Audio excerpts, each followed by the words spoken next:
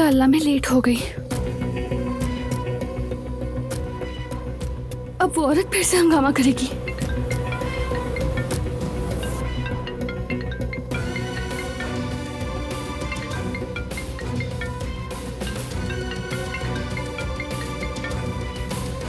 नहीं उठाया। अगर उसने बारान को कुछ कर दिया तो?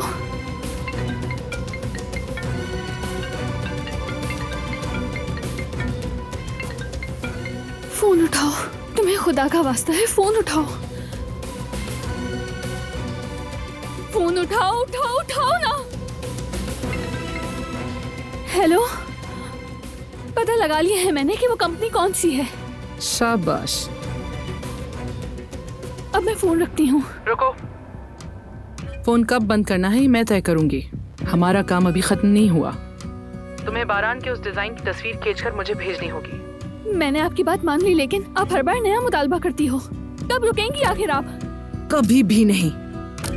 जो आप मांग रही हैं वो बहुत मुश्किल है, या शायद नामुमकिन है। ये काम मेरे बस के बाहर है, मैं नहीं कर सकती।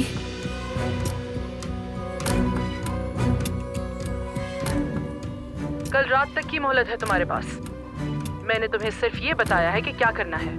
इस पे अमल करना या ना करना तुम्हारा फैसला है।